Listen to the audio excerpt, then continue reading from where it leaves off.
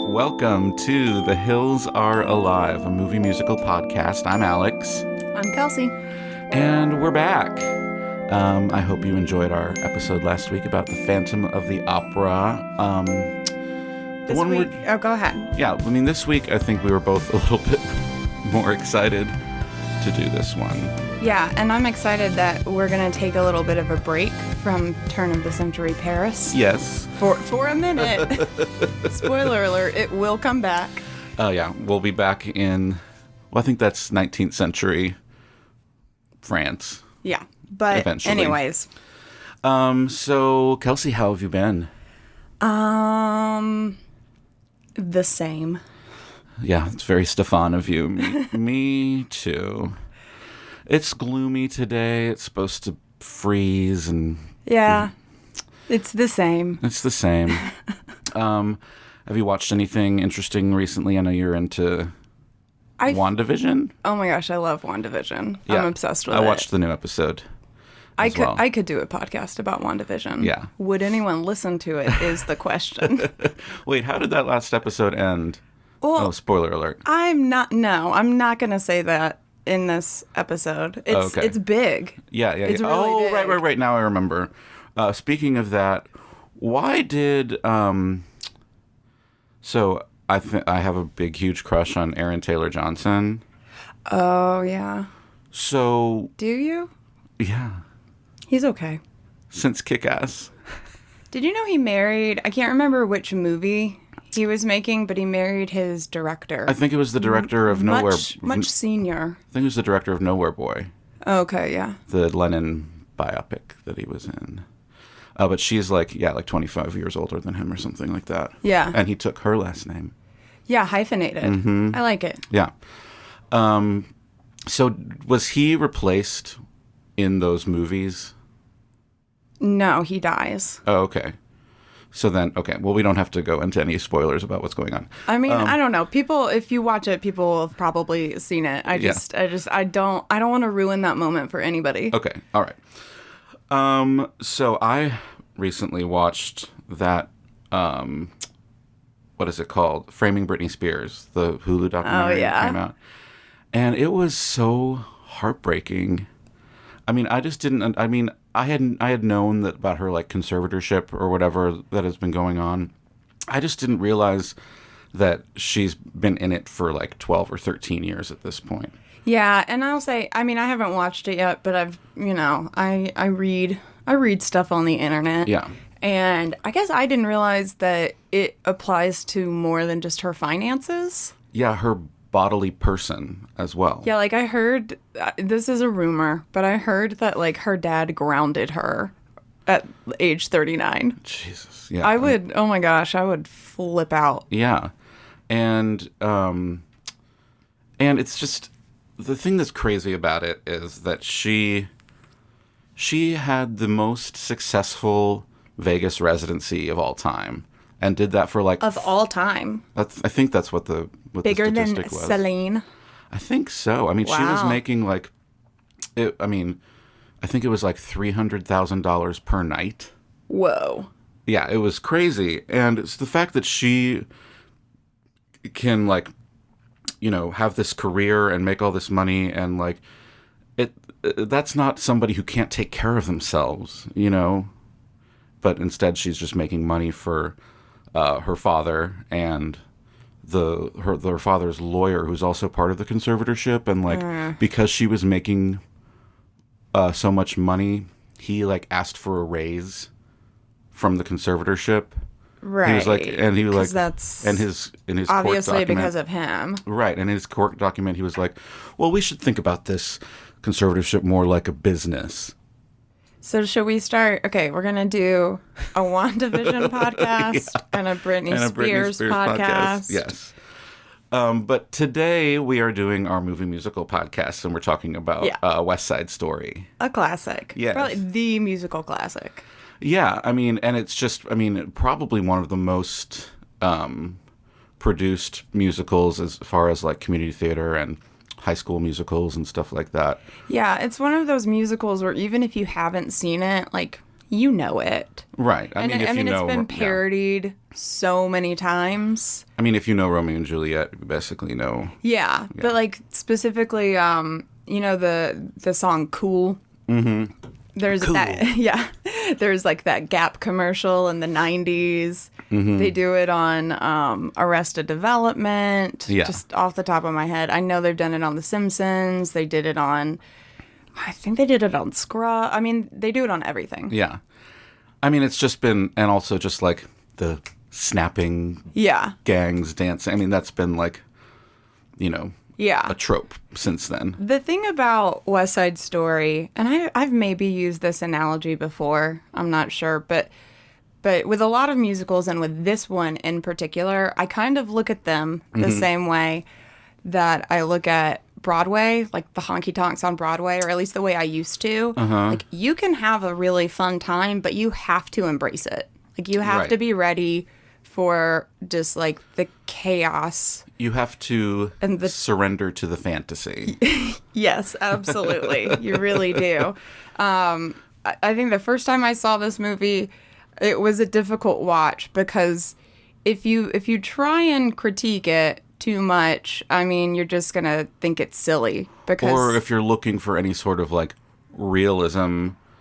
Yeah. The intention wasn't to make them seem like scary gang members, you know. Right. The intention was for them to be dancing. And they are so good at it. Yes. So good. And the, what was his name? Jerome something or Robbins. Other. Jerome Robbins, who was actually the one who conceived of the idea. So it was his idea to write the show, and he was also the choreographer. Right. But he initially had wanted it to be about a Jewish girl and an Irish boy. No, Catholic. Yeah. Maybe Irish. I don't know. think it was Irish Catholic. What was it? Let me see. You know, Jerome Robbins, he also was credited as a co-director of the film. Oh, yeah. I read about that. He was brought in to direct the musical numbers. Mm-hmm. And then Robert Wise was handling the more dramatic elements and the traditional aspects of filming. And Robert Wise was brought in, like, also because he had a reputation of finishing under budget and early. Uh-huh. So any producer is going to want Robert Wise. What else did he? Didn't he do? I want to say, didn't he do Sound of Music? I was just thinking that, I think he did do. I meant to look that up because that's what I was thinking, and then I didn't look it up. But I'm pretty sure he did Sound of Music. Yeah. But no, so Jerome Robbins, because he hadn't ever directed a movie before, he went way overboard. Right, and there were like injuries, and he was pushing them way too hard. Yeah, so he was asked to leave halfway through, but he was still consulted as they went along. And he still got his directing credit. They all agreed that he'd contributed so much to it. So he still won the Oscar, even though he was fired. Yeah, and that was the first time that two directors won that award, and the only time up until Joel and Ethan Coen won for, what was it, No Country for Old Men, I think. Interesting. Yeah. But he had the idea in 1947, I think. And he approached Leonard Bernstein and Arthur Lawrence about collaborating. But yeah, like I said, that he wanted it to be between an Irish Catholic family and a Jewish family on the Lower East Side, and it was initially called East Side Story. Oh, okay. But when they changed it to, and then I think they were inspired by like the Chicano community, but they knew more about the Puerto Ricans in Harlem, so that's how it ended up being. Oh, okay. West Side Story. Yeah. I always think about, I've been rewatching 30 Rock, another problematic watch, but I know. I mean, gosh, it did not age well, that show. But I'm at the point where Salma Hayek is in it, and and they're like, jackass. They're like, what do I call you? A Puerto Rican. Like, that just sounds wrong. But then, so they realized that there had been other similar musicals about Catholics and Jewish people. Have there been? Well, they said that the group realized it was little more than a musicalization of themes that had already been covered in plays like Abbey's Irish Rose. So then so Robbins opted to drop out, and then they went their separate ways. But when they decided to revisit the idea and bring in Sondheim, who I didn't realize until doing this that he wasn't involved in the music at all. He was only he was the lyricist. Yeah, I was going to say, I didn't realize he was the lyricist. Yeah. He was a very young Stephen Sondheim. He was 25, I think. Yeah, which is impressive. But Lawrence, I don't remember what the piece was that Sondheim was working on at the time, but Lawrence liked his lyrics but was unimpressed by his music, so they didn't ask him to contribute to the music. Harsh. Which is funny. But guess who convinced him to get involved? Who? Oscar Hammerstein. So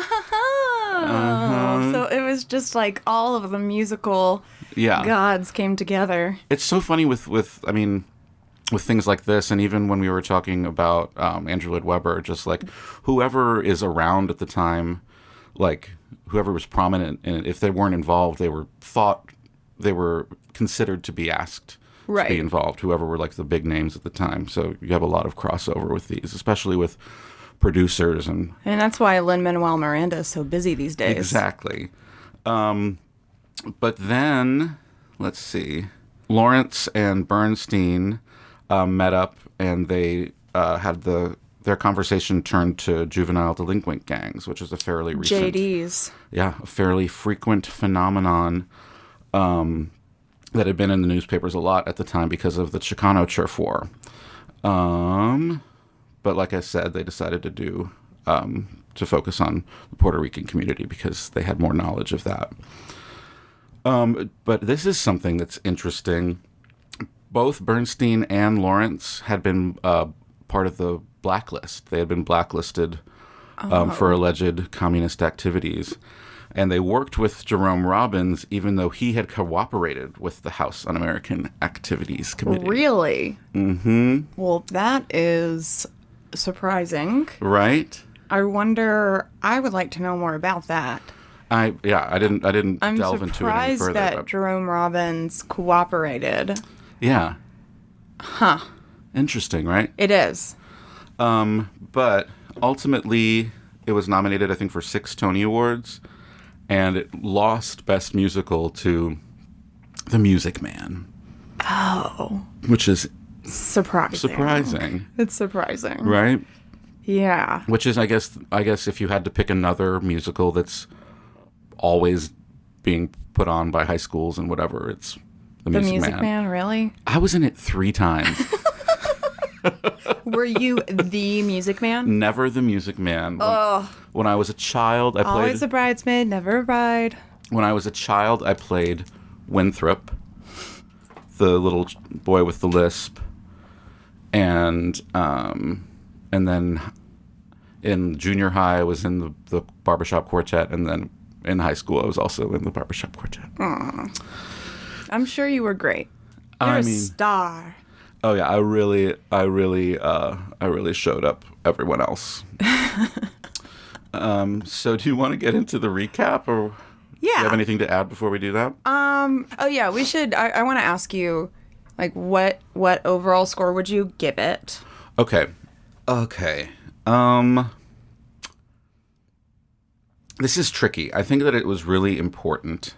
It was. At the time, I have to give it, I have to knock off some points for pervasive brown face. There's a lot of things that the movie does right and a lot of things that the movie does wrong. Yes. But yeah, I mean, viewed from today's perspective, well, and not even just today's perspective, talking about the brown face thing, first of all, Rita Moreno, she is Puerto Rican. Right. And they still put all of this really heavy, cakey Yeah, she said that brown makeup. She felt like it felt like mud. Yeah, and when she mentioned something about it to the makeup artist, she was like, "I am Puerto Rican. Like, you don't have to make me look Puerter Rican." Yeah.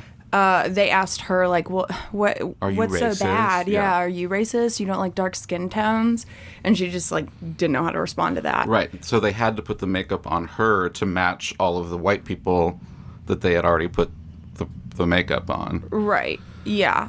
Yeah. That element of it is very problematic. As we always see in movies of this era, there's some problematic treatment of women. Yes. But what they do right is very much the dancing, the musical numbers. Yeah. And I mean, just the lighting and the sets, and I understand that a lot of it was shot on location in New York City. Yeah, all of it was. Like it wasn't a soundstage. No, and that contributed to all the injuries because, they're doing these really amazing high leaps on concrete. Right. Numerous times a day. Right. Yeah. It was the highest grossing film of 1961. Uh-huh. It was nominated for 11 Academy Awards. It won 10 of them. Wow. It's the highest winning musical still today. Mm-hmm. It was deemed culturally significant by the Library of Congress, and it was entered into the National Film Registry in 1997. But I still give it a B. That's where I was going with this. I was going to give it a B as well. Yeah, you may be in the Library of Congress, but not in my library. I mean, for as many great things that it had, that has some detriments as well. Well, and also, it's very long. It is so long. It's so long. And it's a similar issue that we had with Phantom, where it's like, it's so long, but the plot doesn't really have much to it. But it is immensely more enjoyable than Phantom of the Opera. Absolutely, because of all the dancing and everything. I mean, in Phantom of the Opera, no one's moving. Yeah. And it has, Rita Moreno, she is a force of nature. So good. EGOT winner. EGOT, yeah. First Latina actress to win an Academy Award. Uh-huh. Yeah, she's incredible. There's a lot of good things going for this movie. But, yeah, the plot is not one of them. And, yeah. Like for a movie that you could... The cultural elements. For a movie that you could explain in 2 minutes. It's Romeo and Juliet. Yeah. The end. Even if you didn't say that, you could explain each plot point very quickly. But so is that what we're going to do today? Yes, we're just going to... Spoiler alert. No, we're not. No, we're not. Yeah, so let's dive in. Get ready for a rumble. So it starts with those whistles. Yeah. And are those, like, supposed to be, like... It's like the call. The gang, like, bird call? Yeah, basically. Okay, yeah. For which one? I think it's the Jets. It's for the Jets, yeah. They're dopey. They're all a little dopey. Yeah. But this overture is pretty long. It's a nice overture, and I actually really like, before we get to the actual movie, I like the opening because, yeah, it's an overture, and unlike pretty much every other musical I've ever seen, they don't show you any credits. Mm-hmm. They just have this minimalist ink it's just lines that are forming a very minimalist cityscape. What is the word I'm looking for? Skyline. Yes. Skyscraper. And I was trying to figure out, because this goes on for a long time, with basically just the background colors are changing and shifting. Yeah, and very warm tones. I was like, what is this going to be? I was like, is this going to turn into words? And I wrote down, is this words or a cityscape? Is this words? And I said, cityscape. Skyscraper. Yeah, but I like it because it does force you to just listen to the music. Yeah. And it's a nice overture. It is. The requisite overture. Mm-hmm. I mean... And then we get, like, basically a drone shot But as we noted in Sound of Music, it's a big drone. It was probably a helicopter. That's what it's called. They pass over Skyscrapes and big drones. Skyscrapers starring Dwayne "The Rock" Johnson. And we pass over a baseball stadium, which seems to be full. Like there was a game going on at the time when they did this. Of course. I don't know. But it did. It did look like that. So we do the overture and the prologue. And that's when we finally meet the Jets and the Sharks. Right. With Jet Song. And they're on the on a basketball court or something. Yeah, they're in Jets territory. Right. And they do a quick little basketball dance. Yeah, and I'll back up and note for anybody that hasn't seen it, the Jets are basically the white guys. Right.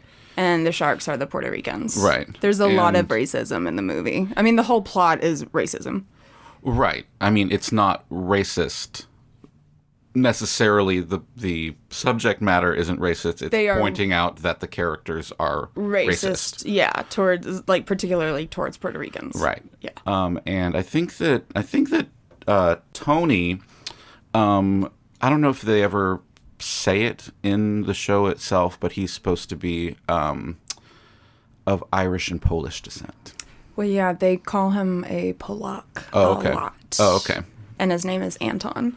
Right. Yeah. But so we meet the Jets, the white guys, the Sharks, the Puerto Ricans. They are like doing a dance battle. The dancing is incredible. Lots of snaps. Yeah, and we get a lot of great. It's really ballet. From Bernardo, played by George Chakiris, who we last discussed in White Christmas. Oh, right. What was your... He was one of the dancers. Yeah. Yeah, he was like her principal lead male. Was it in all of the numbers. Yeah. Like he was in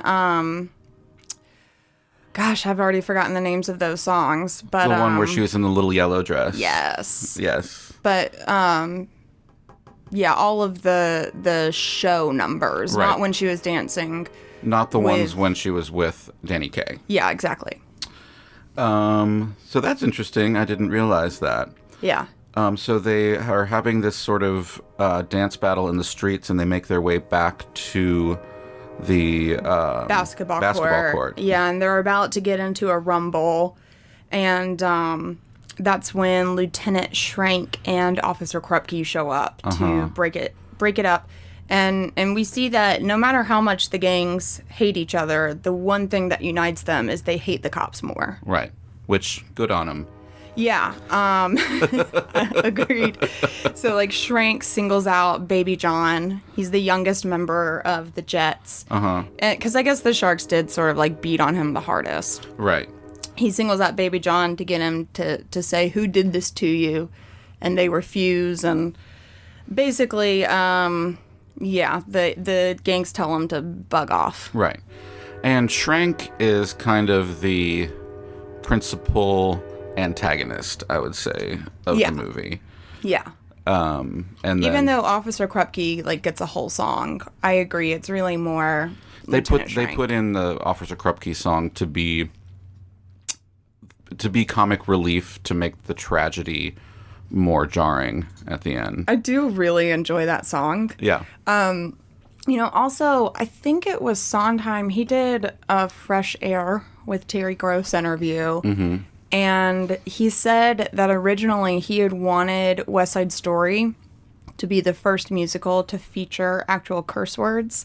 So at the end they say, "Hey, Officer Krupke, Krupp you." Yeah. It was supposed to be what you think it's supposed to be. Right.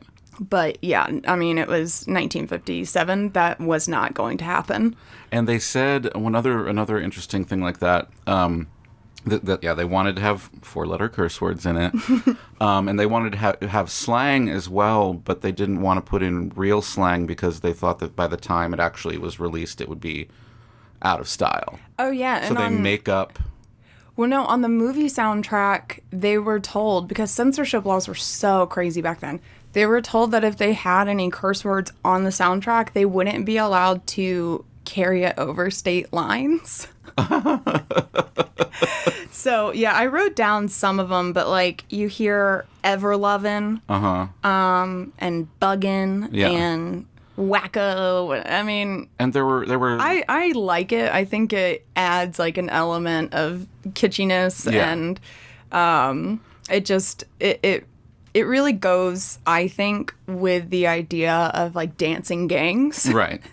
Yeah, this sort of... Because, like, you just don't expect them to sound that tough if they're not going to look that tough. Right. You know what I mean? Yeah. And, like, the tags that they have all over Manhattan. Mm-hmm. Like, did you notice that? Like, they just use, like, a regular paintbrush. Like, they don't have... cans of spray paint. They're not stylized. Like, they just write in white paint, sharks. Yes. And then someone comes, and then one of the Jets comes along, and underneath sharks writes, stink. It's like very elementary school. Yes. But there were like, quote unquote, slang words that they made up for like, the show. What's one of the slang words? Oh, I didn't write it down. Well, then why did you bring it up? Because I did. You're just like Maria when she's like, I have a secret. Do you want to know what it is? And they're like, yeah, tell us. And she's like, I can't. And then she does. So yeah, the cops, before they run him off, the cops threaten to like beat and arrest the Jets if they don't stop brawling with the sharks. I have a question right before the police break it up. Where did they get all of this produce to throw at them? I don't remember which gang throws it at which gang, but at one point they don't establish where the produce comes from. For a movie this long, you'd think they would have shown us where the produce... I'm guessing a market? Right. But they happen to have rotten tomatoes. Listen, this is the kind of fighting you do when you're a dance gang. Right. Except, unfortunately, later on, they fight with more than just rotten tomatoes. Yes. And it doesn't go These tomatoes aren't working. We should get knives. So right after they break up the fight on the basketball court, Riff, who is the leader of the Jets, who, by the way, he was played by, I want to make sure I get his name right. His last name is Tamblyn. I think it's Russ Tamblyn. Is he Amber Tamblyn's grandfather? Father. Interesting. I'm pretty sure father. Yeah, Russ Tamblyn. Is Amber Tamblyn's dad. I didn't know that she was a legacy actress. I didn't know that either. And it makes it all the more funny that on Arrested Development, Tobias Funke has a whole, like, I think a side plot in one of the seasons where he, like, wants to be in a cool, like, dancey gang. I don't know if he was married to Amber Tamblyn at the time, but if they were married at the time, then it's extra funny. Interesting. I didn't know that he was married to Amber Tamblyn. Yeah.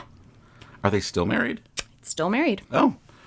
Well, would you look at that? Yeah. I keep tabs on him. But anyway, so Riff, he goes to find Tony, who has left the gang days behind. He has removed himself from a toxic situation. And now he's like a stock boy at Doc's. But they decided that they need him. Side note, it occurred to me way too late in watching this, like, oh, Doc is the apothecary. Right. Yeah, I mean, he doesn't really have as big of a role as the apothecary does. But as far as being... But he does deliver the message. Right, and as far as being that adult figure that's on their side. Yeah. So he's a stock boy at Apothecary, or at Doc's, which is actually like a candy store, pharmacy, soda shop type thing. Yeah. And he's given it up, and he says that he's looking for something. He doesn't know what. He just knows he doesn't want to be involved in the street life. Yeah, he wants something fulfilling that's not the Jets. Right. And so Riff is like, but come on, we need you. We're gonna go to war with these guys, and I already told all the Jets that you would help us out and come to the dance tonight. So he convinces him to come to the dance with him. Yeah, so Tony agrees. So right before that, there's this, like, I don't remember which actor that does it. Is it Bernardo? It's like this hands-free flip on this bar. He's like hanging from his knees. And like I can't he's remember like who it swings is. down on this bar from his knees and like does this dismount like without his hands. It's insane. I know. The It's probably dancing. Bernardo. George Yeah. Chakiris is incredible. Yeah. So he convinces Tony to come to the dance. And then we're pretty much Then we meet Maria. Maria and Anita. Yeah. And Anita's working on sewing a dress for Maria. Yeah, and so She wants her neckline to be a little bit her lower. neckline a little bit lower because basically this is like Maria's coming out as a young American girl, and she has to wear this white dress, and she doesn't want to. She thinks it looks too childish, but then when she puts it on, It's beautiful. yeah, and it's also established in this scene that Bernardo is overly protective of his younger sister Maria. Right. Anita, And he's also dating Anita. yeah, he and Anita's Rita Moreno. And that is the kind of sister-in-law that you want. Oh my gosh, yes. She's awesome. She's great. And she's, But before we get it, Maria is Natalie Wood, yes, Natalie Wood, non-Puerto Rican person. non-Puerto Rican. She does a really good, I mean, most of the role she doesn't have a lot to work with. She just sort of like goes along with what's happening. Yeah. But at the end, she does a really good job. I thought she's a very charming presence. Yeah, and so originally she wasn't even considered for the role of Maria, but they were considering Warren Beatty for the role of Tony. She, at the time, was filming a movie with Warren Beatty, and so when they were considering him, they requested that he send over some reels for them to look at, and she was on those reels. They decided Warren Beatty wasn't right for Tony, but when they saw her, they said, that's Maria. Yeah, and she, at that point, was already an Oscar winner, right? Oh, for yeah. Rebel Without a Cause. Exactly. But, you know, I enjoyed her in it. I mean, she doesn't have much... Puerto Rican heritage. No, she doesn't have much Puerto Rican heritage or agency. No, she doesn't. She's just kind of moved along by the plot. But I think that she didn't have a lot to work with. I think that she didn't have a lot to work with. She made lemonade. I agree. And we also find out that Bernardo has more or less like arranged an engagement between Chino and Maria. And Chino's another member of the Sharks. So basically we've got Maria and Tony. They're both talking about how they want to find something more. They just don't know what it is. But anyway, they're going to the dance. Right. And she does this right before they go to the dance. She does this spin that sort of like turns into Technicolor, like right. And they zoom in like to basically cut to the dance scene. Instead of cutting, they zoom into her dress while this like that Technicolor effect is on it. And then you just see like these really blurry images, and you can't quite make out what it is until it pans back out. And you see it's figures dancing in front of this like bright red, like blood red backdrop. And then we're at the dance, and there's like a chaperone dance host guy there who tells them, all right, this is a get-together dance. So, yeah, they circle up. So basically, it's like the dance itself is separated into the two groups. Yeah. You've got the white kids and the Puerto Rican kids. And he's like, this is a mixer. Or he doesn't say that, but like... It's a get-together dance. Get-together dance. So they have to have like a circle of... Are the girls in the middle? Yeah, the girls are on the inside and the boys are on the inside or outside, and they're going to walk in opposite directions. It's basically like musical chairs for dancing. Partnering up. Yeah. But when the music stops, they still just say like, no, I'm going to dance with my boyfriend or my girlfriend. Exactly. And they do like a really cool mambo number. And then... It kind of turns into a dance-off. Another dance-off. This scene really reminds me of the dance in Grease. I mean, I feel like surely Grease had to have taken a lot of inspiration. Oh, I'm sure. From this scene. It was also like... Grease was set in the time that this was set, basically. Close enough. In the 50s, right? I thought this was the 60s. Well, I mean, it came out in 61, but yeah. Yeah. Yeah, more or less. Yeah. It's, pretty close. So this is when we get the blurry filter that I feel like was very big in the 60s for romantic scenes. I'm glad that doesn't happen as often anymore because it just makes me feel like they think we're idiots. Like, we can't tell. We gotta beat you over the head with the fact that they are locking and they eyes use with each a other. lot of it in this movie. I'm sure it was really cool at the time. Well, they have to do something to convince you that these people are falling in love so quickly. It's love at first sight. Right. They don't see anything else around them. Otherwise, it would be hard to imagine that would be happening. It makes me think that maybe I have astigmatism. But no, so they spot each other and it's love at first sight. And as they move closer, the background changes and it looks very, very much like a 2000s middle school dance because it goes all black and it's got these like laser dots that I didn't realize were lasers until I was looking really closely, and you can actually see them on some of the background actors' bodies. Interesting. So yeah, it's like laser lights. Yeah. And blue, green, and red. Yeah. And so the people at the dance sort of start to realize that this is happening, right? Yeah, Bernardo flips out and Yeah. is like, no, you're not doing this, and demands that Chino take Maria home. Right. So he takes her home, but they do have another lingering look Right. at each other. And I think it's around this point that Riff And Nardo. they decide that they're going to have a war council. Right. That They they're kept gonna things very above board Yes. between these gangs. Yes. They're going to meet at docks at midnight. Spread the word. And then he goes, right, Daddy-o. So they're going to have a meeting of the minds, and then we have Maria. Yeah, I mean, basically we have, Tony is just smitten, and he's walking home, and I don't know why they did it this way, because as we said earlier, like, all of it was pretty much filmed on location, but for the first couple minutes of this song, or at least the first minute, he's very obviously walking on a treadmill with a fake background behind him, which reminds me, whenever I see people do that, it makes me think of Bye Bye Birdie, which we should do one day, but I'd love to. he's definitely on a treadmill. But then they I don't know, somehow they transition and he's like obviously on the real streets of Manhattan. Right. I don't know why they did these things. It's actually funny, this song in particular, they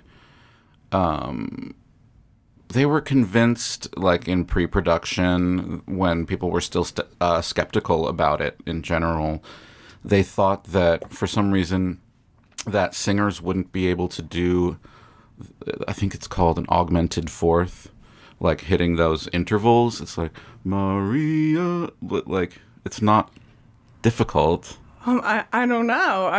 Maybe this is just like your inner music man coming out. Or maybe it is that, I mean, it's probably that at this point You're so talented. it's so much, it's so well, I mean, you could do it too, but it's probably because it's so built into our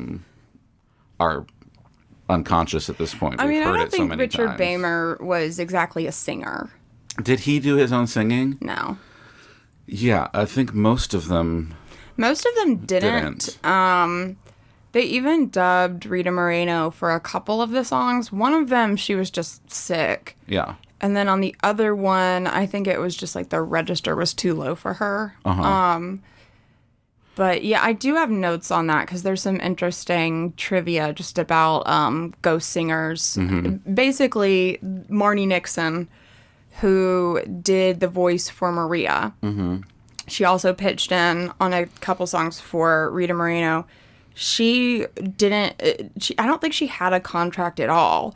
So she wasn't getting paid. Yeah. She wasn't getting royalties for all of this. Wow. Got into a big fight, obviously, with the producers and the directors. Bernstein wound up giving her 0.25% of his earnings, which doesn't sound like a lot, But considering the massive amount of sales Yeah. that the record and the movie produced. I'm sure it added up to something. Yeah, and that kind of set a standard for quote-unquote ghost singers. Yeah. Is 0.2. I mean, I don't know what the standard is today. It's probably lower, if we're being honest. I'd say... But yeah, of 0.25%. I'd say that that's probably the most obvious dub I agree. in the movie. I agree. Although I was impressed that... I think it's obvious just because we probably just know that Natalie Wood is an actress and she didn't have singing experience. Yeah. But she was pretty good at like looking like she was singing. That's something that I was noticing. I saw it a little bit with George Chakiris too. Mm-hmm. Like just maybe too many expressions. Yeah. When they're singing. Uh-huh. You know what I mean? Like overacting it a little bit. Right. But I don't know. I mean, it's not something that particularly bothered me. At least it was in sync, unlike Phantom of the Opera. Right. But I'm gonna let that go. I'm gonna let it go. Uh-huh. So anyways, yeah, Tony's singing about Maria, and then we go back to the Puerto Rican kids. Uh-huh. Are they like on a rooftop or something here? Yeah, but before they get to the rooftop, they're in Maria's bedroom. Mm-hmm. And I absolutely love her French doors with the stained glass panels. Yes. That's one of my favorite things. Yeah. The doors. No, they're And they do provide like a really pretty backdrop later on in the film. Uh-huh. I love them though. I would love to have doors like that. Mm-hmm. And she's having a conversation with Bernardo. Basically, he's saying, "I'm older. You have to listen to me." Mm-hmm. And as problematic as his overall message is, I do respect the level of admiration and respect he has for older women. Because he says, like, when you're an old married woman with 5 kids, then you can tell me what to do. But until that happens, I'm in charge. I'm like, well, at least he likes old ladies. Oh, yeah. You know what?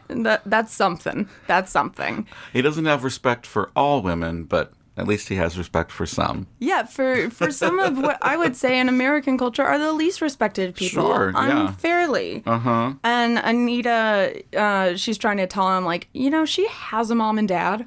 Yeah. They're in the movie. We don't ever see them. But yeah, she has parents. She doesn't agree with... Yeah. She's like, look, she has a mom and dad. You don't need to be that role. And she's a young girl in America. Let her live her dream. And he's just like... Women in Puerto Rico know their place.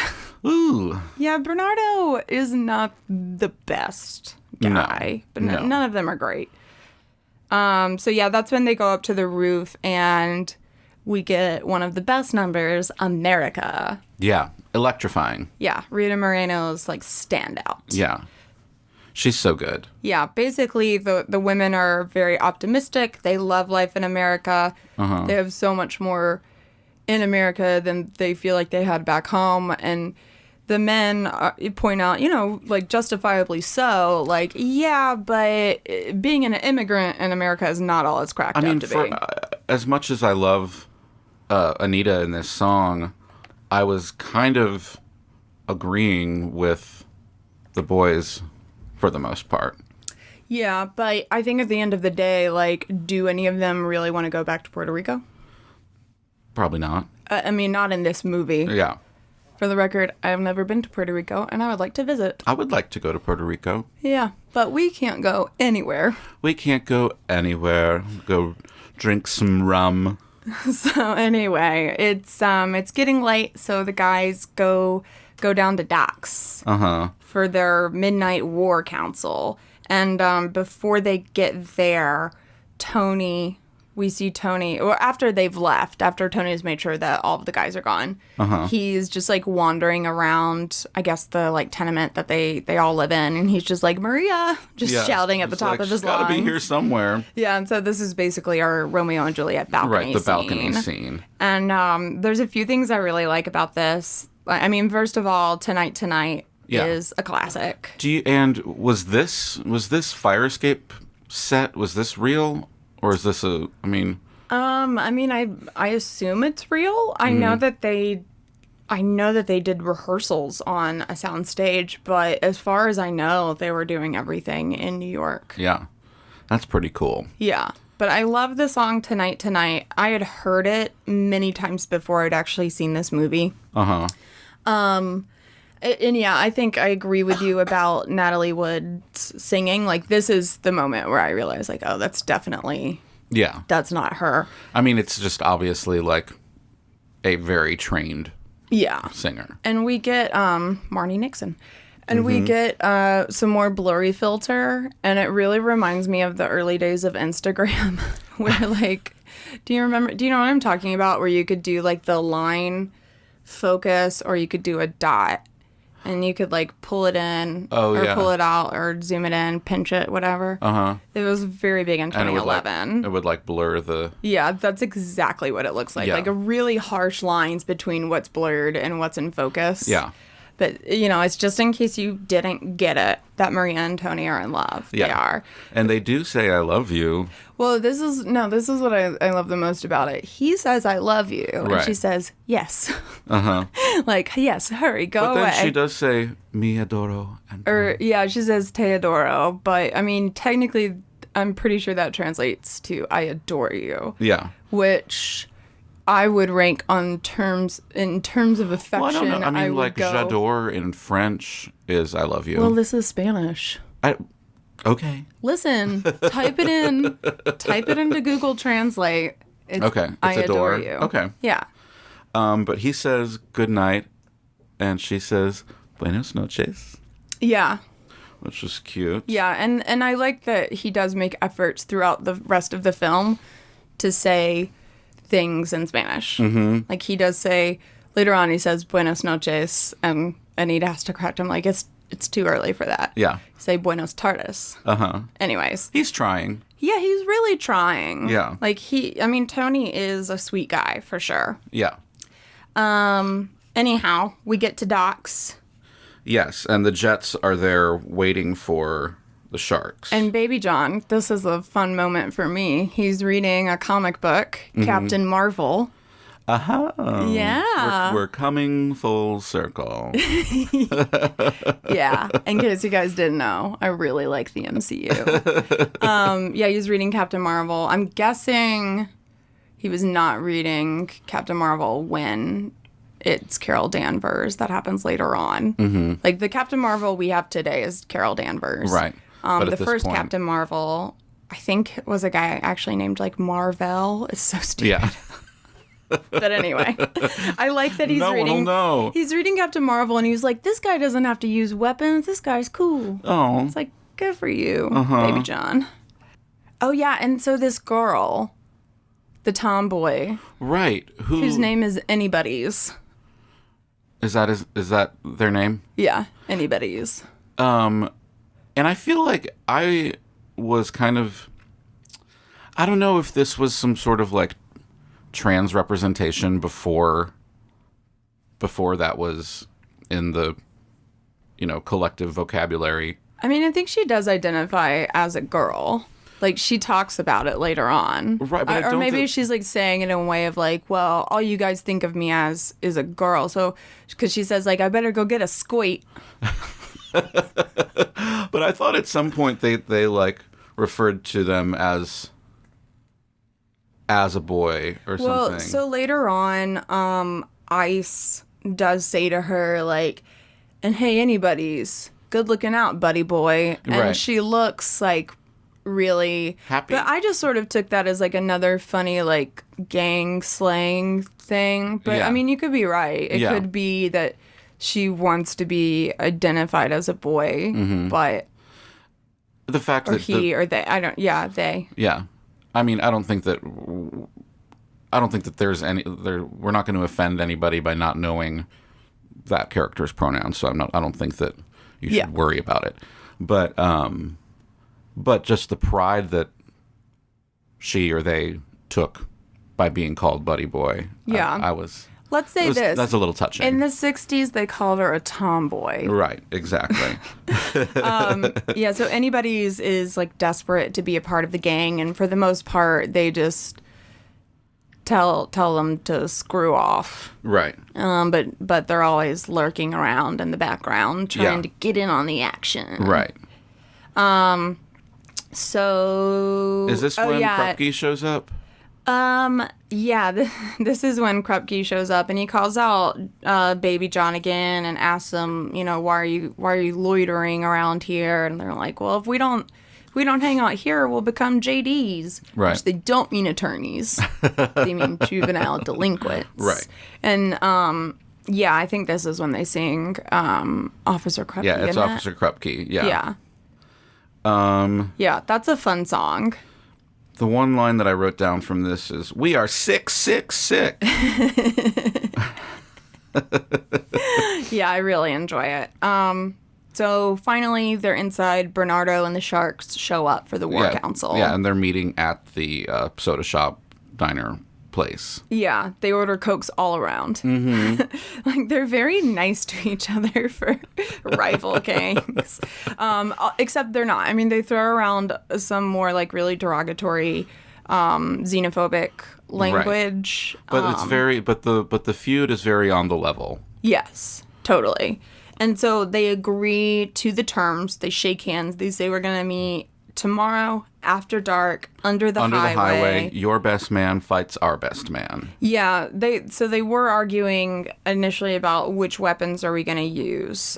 They talk about rocks, bricks, cans, clubs, tomatoes, chains, tomatoes, blades, or guns. And Tony comes in and convinces them, this is going to be fist. Right. Skin to skin. Mm-hmm.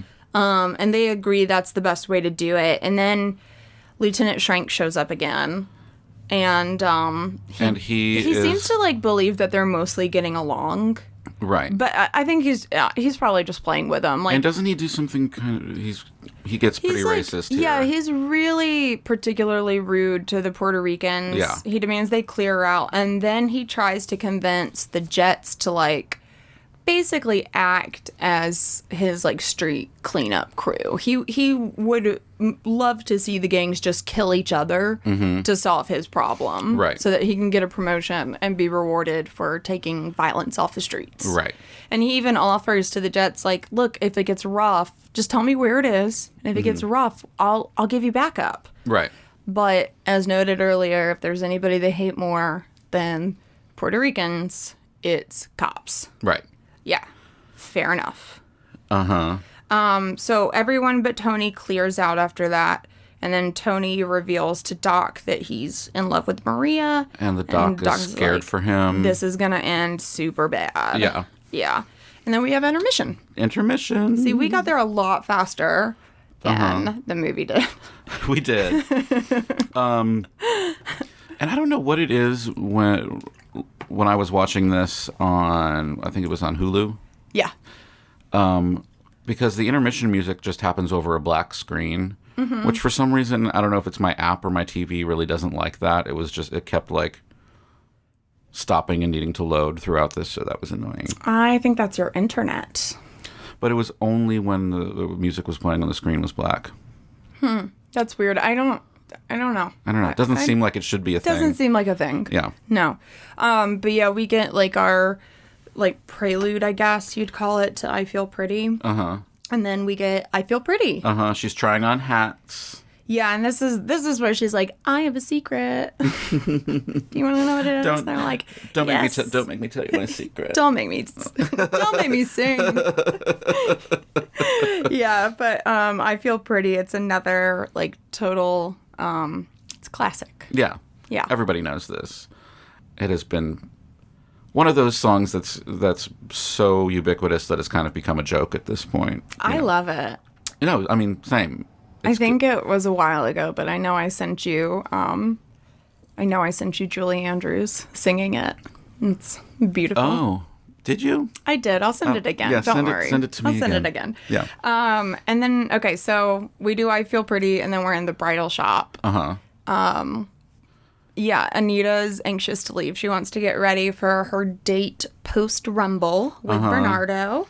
But she accidentally, in doing this, tells Maria about the Rumble. Right. Yeah. Well, I mean, I guess Maria should have known, but she made Tony promise that he would try and break it up, right? Or she does that later? eventually. Yeah. Well, because he shows up to the shop now. Oh, yeah. I think that's when that happens. Yeah. But yeah, so she lets it slip that there's going to be a rumble. Maria's really nervous. Mm-hmm. Anita wants to leave the shop, and Maria's like, yeah, you go. I'll close up. Yeah. Because she knows she's that told Tony's Tony coming. to meet her there, Right. but Anita doesn't leave quite quick enough. Mm-hmm. And Tony shows up. Yeah. But Anita is still understanding. Yeah, she's still really She's understanding. like, She agrees just come to home in 15 minutes. Yeah, but she agrees to keep it quiet, at least from Bernardo. Right. And then Maria and Tony have like a really cute little conversation, imagining what their wedding will be like and what their families will think of each other. And yeah, I mean, it's Did sweet. you take this as... Did you take this... Because in Romeo and Juliet, they do get married.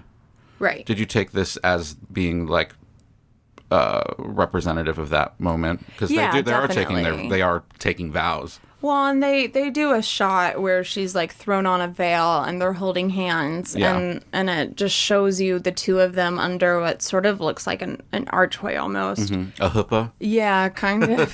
But I think they're just standing in the door, and yeah, I mean, it shows you something that, I mean, aside from the fact that they're in a bridal shop talking about a wedding, I mean, it just screams marriage. Yeah, I mean, if we're following along with the plot of Romeo and Juliet. This would be their marriage. Yeah, they do one hand, one heart. They're in love. And then, Yes. yeah, I guess, oh yeah, there's a line in it where they say something like, one hand, one heart, even death won't part us now. Yeah. And that's when I'm just like, uh-oh. Uh-oh. But this song is very much, it just screams wedding vows. Yeah, absolutely. Yeah. And so then as like all of the action is going to start falling into place, we get the Tonight Quintet, which I really enjoy. I like any good reprisal, and I like it when we've got like all of the different characters singing. It's a very One Day More I know, moment. it is. That's exactly what I was thinking. But I really enjoy that. It's one of my favorite I feel like styles of musical number. Which makes me think that like this should have been the intermission break. You know?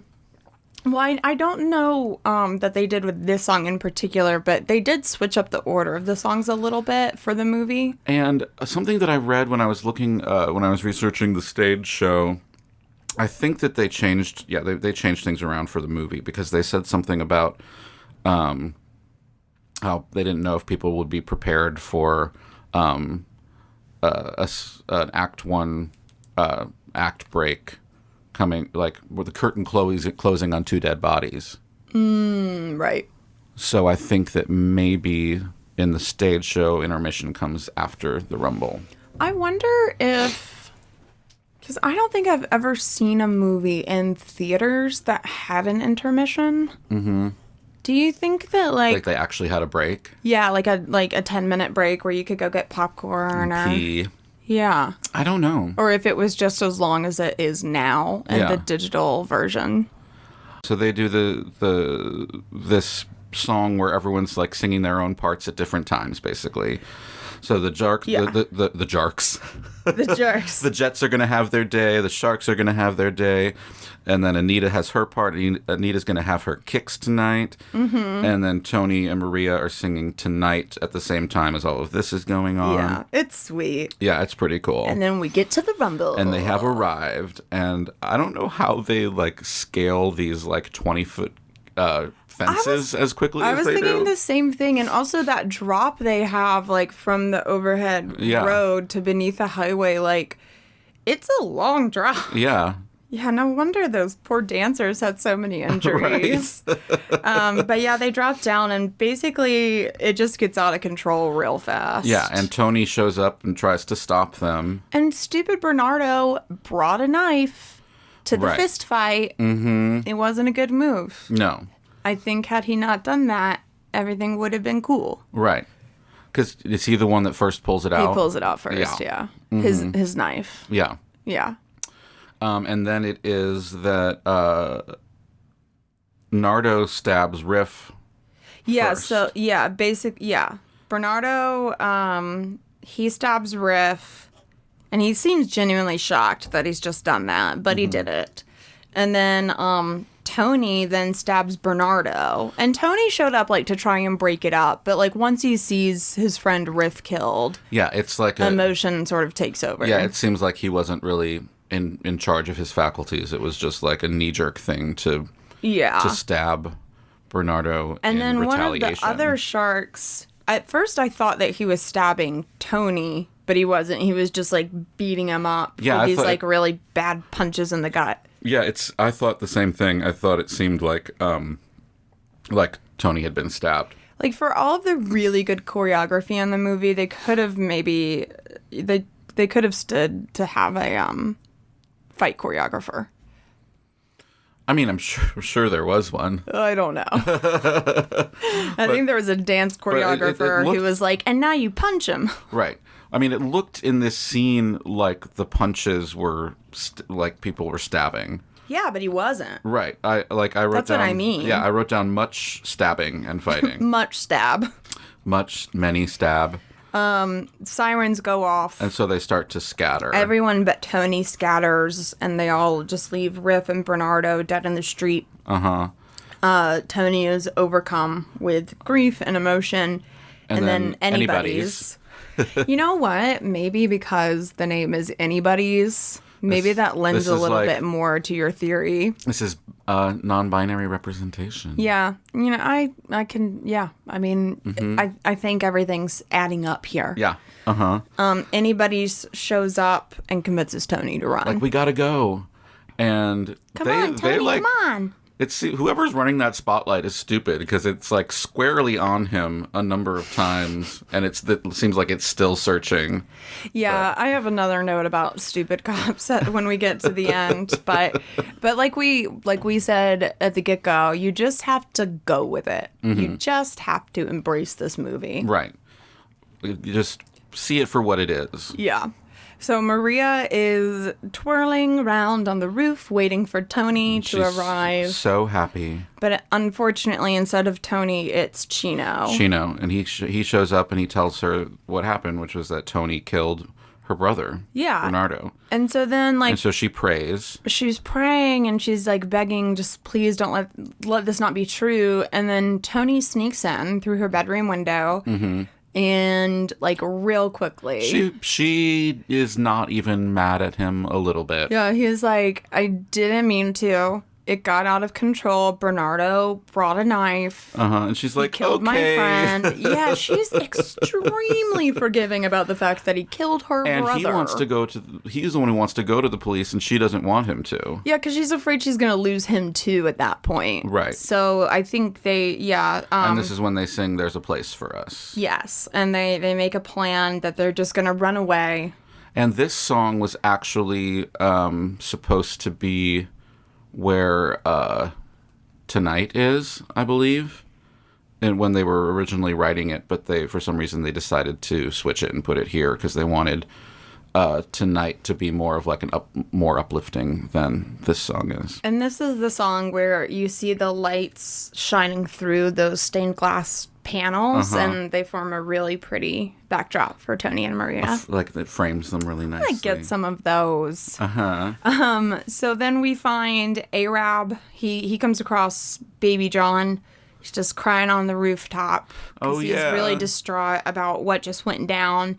And he grabs Baby John and he's like, we got to go meet the others. Yeah, we got to meet up.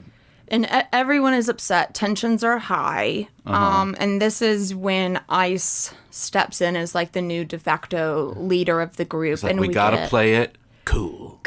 Real cool. So I wrote so many snaps. Yeah, and there's that really famous shot of them, like the camera is going backwards as they're going forwards, and they're snapping. Yeah. Yeah, I mean, it's really good. It's great choreography. It's, Is this when they call... Is this when they call anybody's buddy boy? Because I wrote down... This is when I wrote down, I'm into this trans affirmation. It's right after Cool. Yeah. Yeah, anybody's shows up and tries to get them to listen... And they're really, really awful towards her, towards Listen, them. everybody, General Lamarck is dead. But at least they listen Yeah. to him. No, they like call anybody's a freak. It's super awful. Yeah. But anybody's has some good info. Yeah. They've been spying in quote unquote PR territory, and they've heard that Chino knows about Tony and Maria, and something about getting that Polak. Yeah. Yeah. I've been watching The Wire lately. Oh, I still have never seen it. Different kind of gangs in that show. A little bit. Little different. But they also use the term Polak quite a lot. Really? So it's still out there today. There's still some pervasive anti. I mean, they say a lot of like much worse terms. Absolutely, I'm sure. Yeah. Okay, anyways. So we go back to Tony and Maria. Oh yeah, but that you were right though. That is when Ice says to anybody's good looking out, buddy boy. Uh-huh. And then they're like, well, what should I do? And they're like, keep spying, go find Tony. Uh-huh. So it's almost like they've made it. Yeah. Yeah. And so we cut to Maria and Tony, who have obviously just banged. Yeah. She wanted to come out and she did it. Right. She's like, And then- oh, you killed my brother? Let's do it. The heat is on. Anita comes in looking for Maria, and at first she's pretty pissed Yeah. to realize what Anita's been up to. Like, girl. Right. Because at killed your first he's brother. like hiding in the bedroom, right? And then she sees that he's Well, there. he like escapes out of the fire escape. Mm-hmm. And I mean, Anita's pretty smart. She just looks out the window and it's like, oh yeah, that's right. there goes yeah. Tony. That's what it is. Yeah. She's pretty pissed at first, but then they do A Boy Like That. Mm-hmm. And basically they settle on, when you're in love, there's no right or wrong. There's just love. Right. Oh, let's see. Is it Anita that says that you should be with your own kind? I just wrote down your own kind. I couldn't tell. I mean, that sounds like something. Mm-hmm. I mean, I don't know. There's only two people in the room, and I don't think Maria would have said that. So probably. But they have this sort of duet moment at the end of this song that's really beautiful. Yeah, like at first, I think at first she probably does say, like, you need to be with your own kind. But by the end of it, Maria has convinced her, like, I can't help it. I love who I love. I love him. I am his, is what she says. Yeah.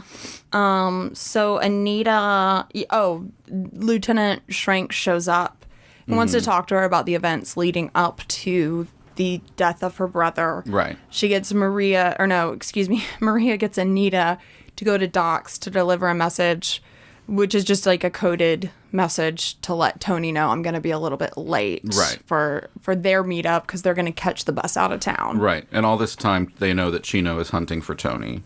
Right. So Anita goes down there and it's pretty brutal, the reception she receives. This is one of the more upsetting moments of the movie. Yeah, it's really upsetting. I mean, they almost like gang rape her. Right. It's actually really for a film that's not, I mean, it is violent. We just had 2 deaths, but like for a film that doesn't focus a lot on violence, and a film that is very intentionally taking out like the more upsetting aspects. I mean, they removed the curse words, right. But not this. Not this. Yeah, I actually wrote down, and pardon my French here for a second, I wrote down, fuck the fucking Jets. It's really bad. It's really upsetting.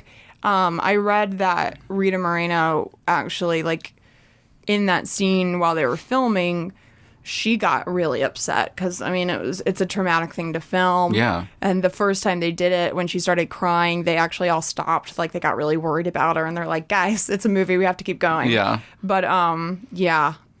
It's jarring to watch. So, but thankfully Doc comes shows up in and stops them. And they're literally picking up Baby John and about to force him on her. Like, it's really, yeah. Doc shows up and shuts it down. But at this point, she is too upset to. She's like, "Well, fuck this. I'm not gonna. Yeah, rightfully I'm not gonna so. help. I'm not gonna try to help you anymore. Yeah, and I think she's probably thinking too, like, Maria really has no business being around people like this. Absolutely. She has every reason to have those reactions. So she tells them that, well, you know what? I got a message for your American buddy. Yeah, she says that Chino found out and killed Maria. Everything's over. It's all over. Right. So then Doc, he winds up going down to the basement. He overhears that and believes it to be true. And delivers the message in true apothecary fashion. He says, "Why do you kids live like there's a war on?" Mm-hmm. I loved him. Doc. In the movie. Yeah. I mean, he's a nice old man. Yeah. Then Tony, he's distraught. He runs out into the street and he's just like screaming Maria's name. No, he's screaming for Chino. He's come and get me, Chino. I think he's also yelling Maria. Oh, okay. Like, it doesn't matter. Yeah. He's probably doing both. Anybody. But he's taunting. Yeah. Go ahead. Oh, just anybody who's once again shows up and is trying to stop what are you Tony. doing? Yeah. And then he says to anybody, "You're a girl, beat it." Yeah. Finally, though, Tony sees Maria. She shows up, and notably, she's in a red dress, just like the one that she wanted to wear to the dance. But she wasn't able to. But she's in a red dress, and she's not dead. She's not dead. She's not dead, but before they're able to make their embrace, I think like as they embrace. Yeah, it's like as they're, which is pretty dangerous on Chino's part, right? Like Chino. Like, do you have that much trust in your aim? Well, and it's just, and the bullet or the caliber of the weapon. Like, it's amazing that the bullet didn't go through him and land, hit her too. Yeah. I was just thinking, is there any blood in this movie? Maybe that's why they put her in a red dress. So, I don't so you wouldn't see like large red blood stains. But I don't think that I don't remember seeing any blood from anybody's like gunshot wounds. Me neither. Or stab wounds. And this is heartbreaking after he shoots Tony and he's laying in her arms and she's singing "Somehow." So that's the one moment where it is Natalie Wood's voice. And she does a great job. I just got goosebumps. She does a great job. She actually, they sort of like led her to believe that they were going to use her voice in the movie. They definitely had her record the full soundtrack. But they had, they had the other woman do it at the same time. I think that it's what makes her believable. I think to me it looks physiologically like she is singing as she's lip syncing. Well, they did. So when they were on set recording or recording the movie, when they were filming, that's what they call it. I don't know what is with me and words today, but when they were filming the movie, they actually were playing Natalie Wood's singing. So she was singing along with herself. Exactly. Yeah. Which I guess made it a little bit more natural. Oh, so that makes sense. So when what was the other singer? Marnie? Marnie, I said it earlier. Is it Nix? Something. It's Marnie. Yeah, it's Marnie. So Marnie sang. Marnie Nixon sang to match up with with Natalie Wood's mouth. Yes. So it's not the other way around. You got it. That makes sense. Yeah, I think that's the way to do it if you're gonna do it. So yeah, it's a tragic scene, and this is hands down Natalie Wood's best moment in the film. I mean, it's the only moment where she really gets a lot to work with. Yeah. And she nails it. Yeah. She really nails it. She sinks her teeth in. Yeah, she basically grabs the gun and says, you're all responsible for this. It's your hate that killed Riff and Bernardo and Tony. And guess what? Now I have hate too. Yeah. And it looks like she's about to shoot Chino, but she just instead she drops the gun and she breaks down. I had forgotten how this movie ended, and I was half expecting her to shoot herself, but I knew in the back of my head that she wasn't going to. That would be a real, for Even for this movie, that would be a really dark ending. Right. I think there was, and maybe an original script, I think it did involve Maria dying, but I don't think it was by suicide in front of everyone. Right. But, okay, so earlier But as we all know, mentioned- in Romeo and Juliet, Juliet does kill herself. Yeah. I mean, yeah. She does. You're right. Yeah. She stabs herself. Mm-hmm. Yeah. Oh, happy dagger. Okay, so earlier I mentioned just like bad police work. Oh, when They just like let Yes. them Yes, carry I wrote off this down too. Tony's body Like, as this though is a it's crime not scene. yeah, exactly. I'm just like, what? I mean, I know we're not going for realism, but for some reason that's the moment where it's just like, I don't buy this. Yeah, go ahead, take him. So, yeah, and that's the end of the movie. Fade to black. And they carry him out, and then she follows. Yeah. So, what were your favorite moments in the movie? Let me see. Some of my favorite things. Give us a few of your favorite things. What are a few of my favorite things? I wrote down a couple. Knife fights. Knife fights, sweater capes, platform flip flops, paisley tops. Okay. Sorry, saltwater taffy.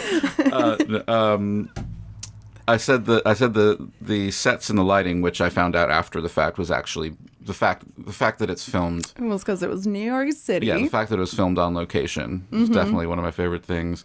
The fifth girl shows up again. Here she is. Manhattan was the character all along.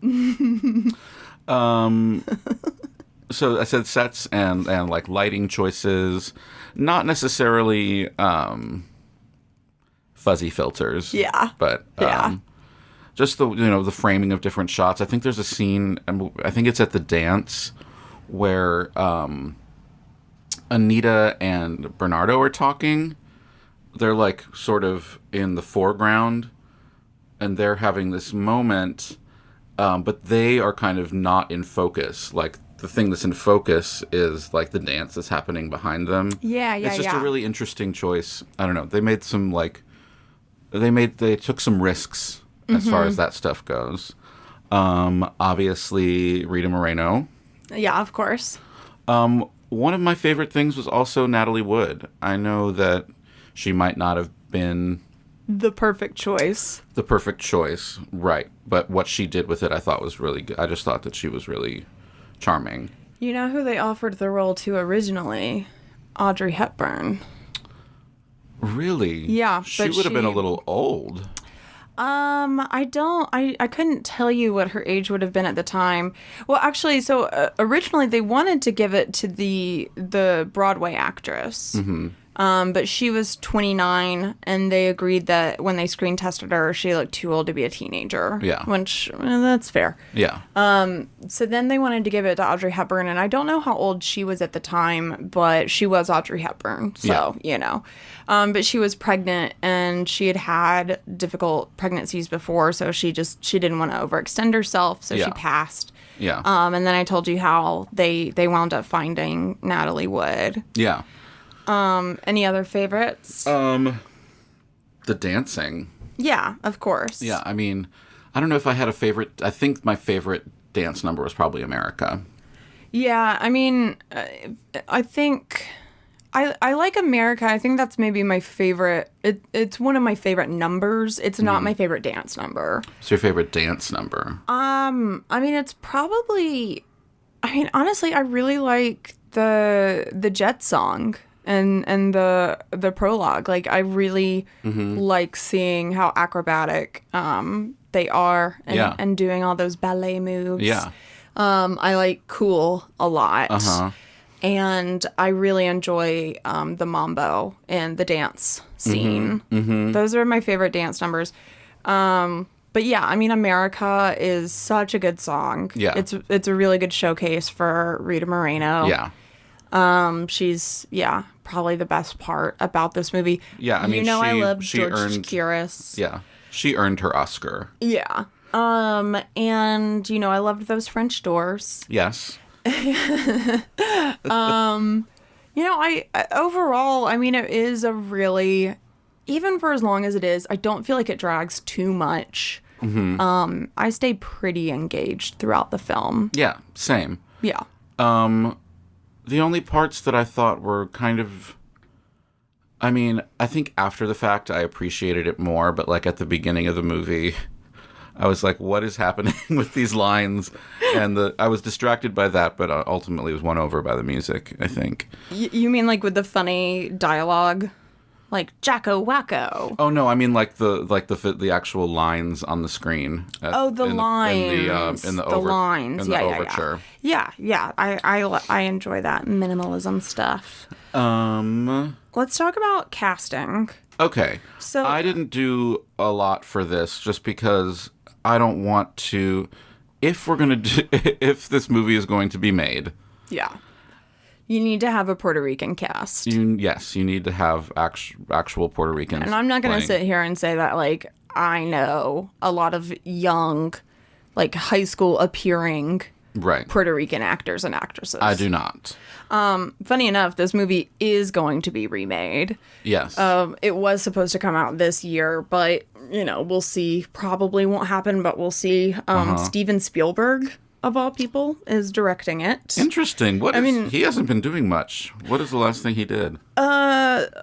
I can't tell you off the top of my head, but Yeah. I mean, I really enjoy Steven Spielberg movies, but Yeah, same. I don't know that I'd ever think of him for a musical. So I'm really, really intrigued Yeah. to see how this plays out. I'm looking forward to it. I think that the thing that has to happen with this is that there has to be some sort of aspect of it that's forward-thinking or groundbreaking, and you know, I think the thing that set it apart at the time was how modern it was. Yeah. You know, and that's why I think, like, to translate that to a modern musical has to sort of follow and do the same thing. So here's what I know about the casting for the new movie. Okay. They did an open casting call. Mm-hmm. Like, I think over 30,000 people, like, at least submitted to audition for the movie.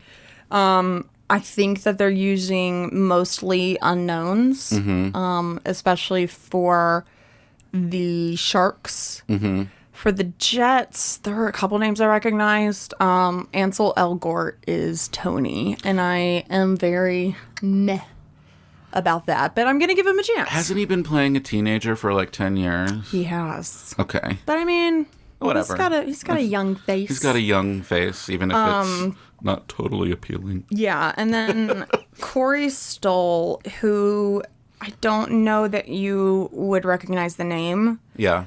But he's been in a bunch of stuff. Most recently, he was like, he was that guy in Ratched. I did watch Ratched. Which guy? The weird guy that he stays in the same hotel as her. Oh, the one where she's like, she tries to have sex with him a couple of times and is not into it. It's weird. Like, she does a weird mothering thing. Oh, it's so weird. Yeah, That's Corey Stoll. He's either going to be Shrink or Krupke, one of the two. Yeah. But you know what? It's funny that you were talking about Britney Spears earlier, because the only recast I could come up with in my mind is like, you know, Justin Timberlake. He could probably be a Krupke.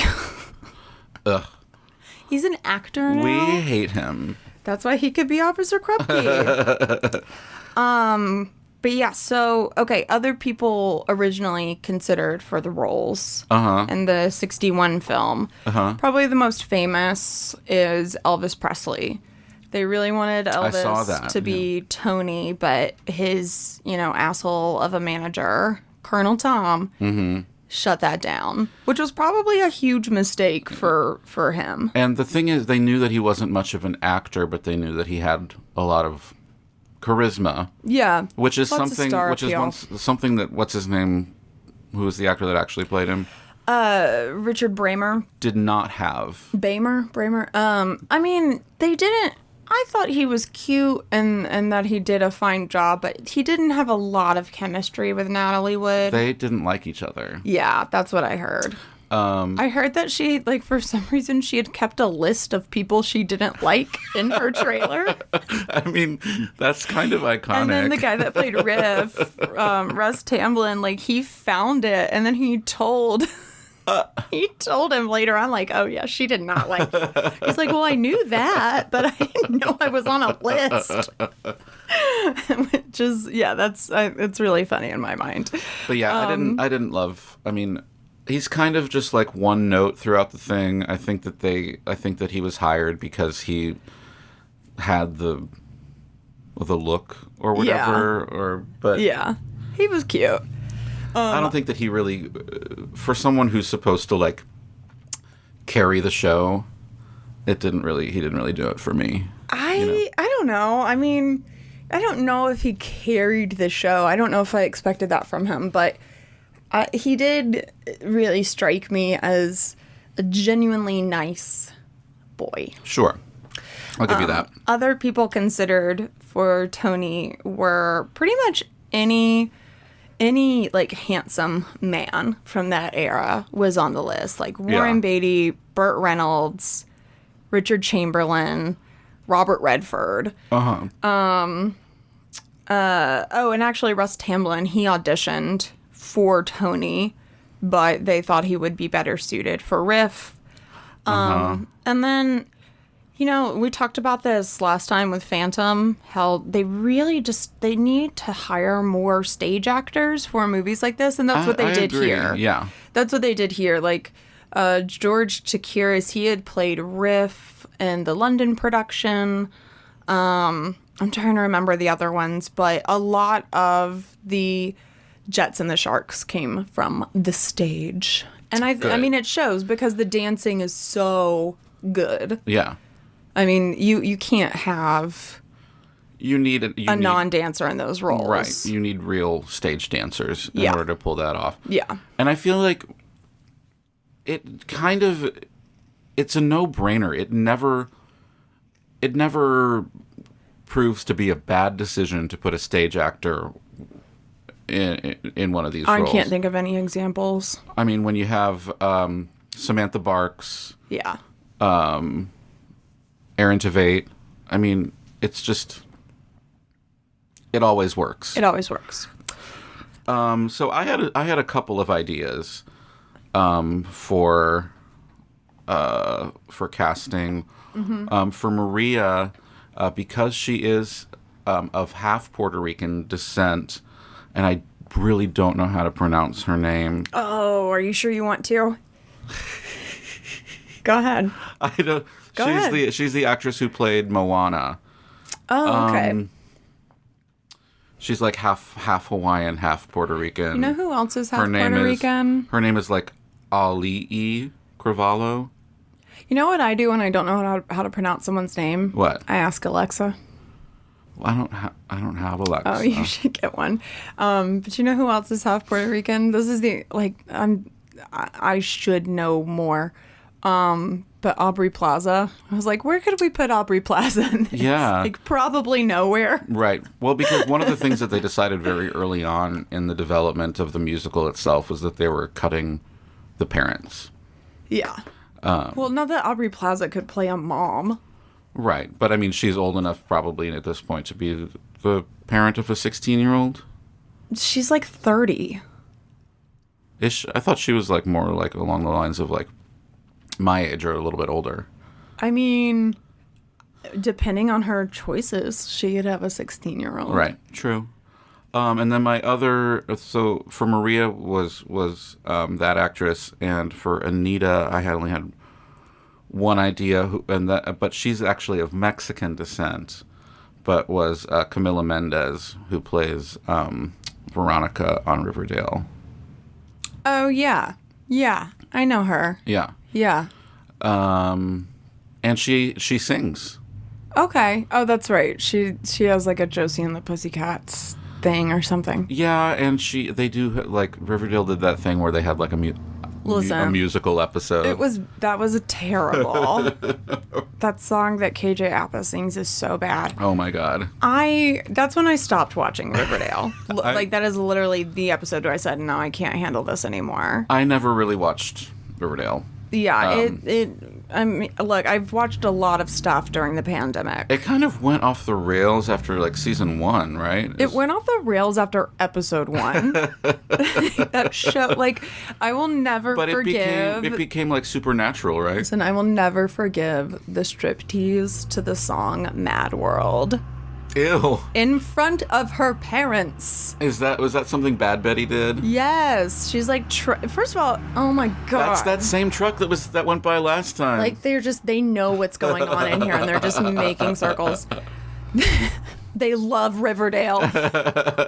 No, okay, so Betty, like, wants to be initiated into, like, the snake gang. The sharks.